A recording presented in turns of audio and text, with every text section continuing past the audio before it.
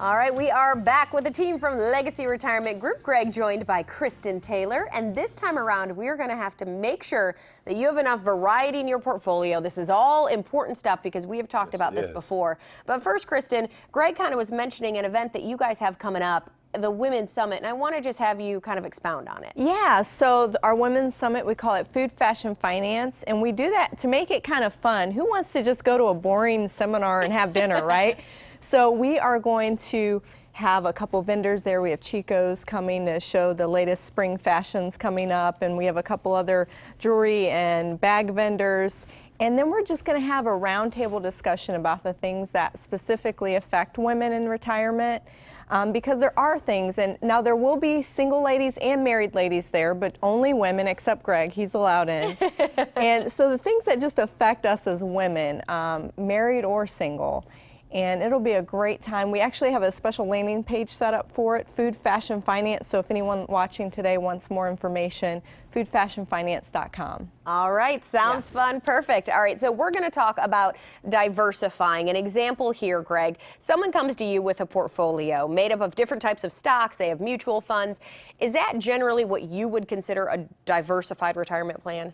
Well, it really depends. If you're 30 or 40 years of age, I would say that probably is pretty diversified for what you're trying to achieve at this point in life. However, the closer you get to retirement, so if you're 55, 60, 65, now we really inject what we call the rule of 100. So we're going to take 100, subtract your age, and that's about the biggest percentage that you should have at risk in the market. And we're finding that that's really not the case. People don't understand how to truly diversify and outside. transition into those retirement years.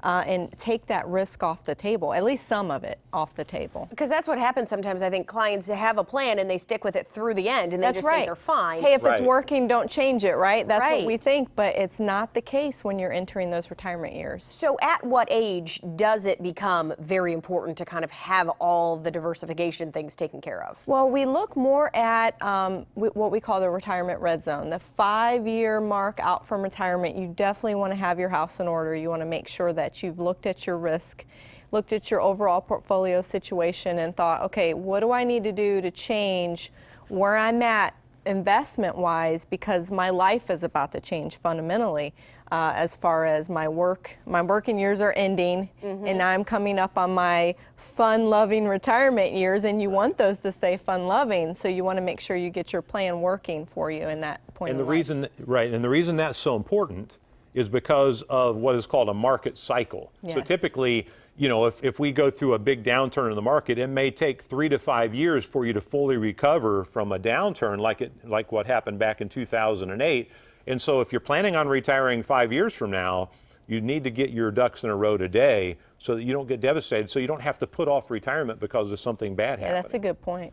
Now, what is the best, I guess, strategy for somebody who's in that red zone then? Do they need to meet with somebody? I mean, is that really the bottom line here? Because I feel like I wouldn't know enough to make those decisions on my own. Well, what you have to understand is that there's 3 worlds of money. There's banking and that liquidity and safety. There's insurance companies that can provide income for you. And then there's Wall Street, but that even needs to be managed in a much different way when you're retired versus while you're working.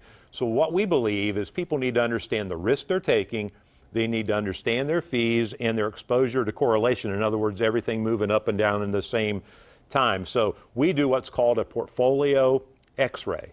We're not going to charge anything for it, and we're going to give someone a complimentary Morningstar report so they can understand those things. How much risk am I taking? What are my fees? And how much am I subjected to risk? How much of a fall would I take if another 2008 came?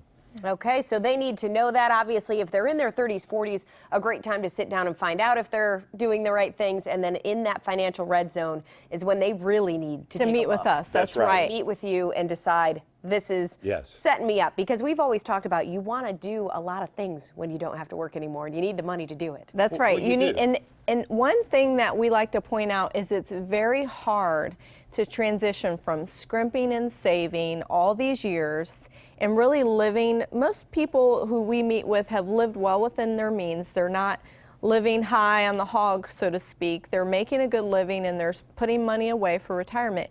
And now here we are. they look at this big account that they have, these big piles of money, and they're thinking, oh, I have to start drawing money from that. I don't know how I should do that. I don't know what the right rate is to take the money from the account. So it's really a good time to sit down and to really get that confidence built up for using those dollars you saved. I call it creating a spending plan. And I love that. Yeah, that's a good way to put it. All right, Greg, Kristen, we have their phone number up on screen. Give them a call for that. And thank you guys for being with us. Thanks for having us.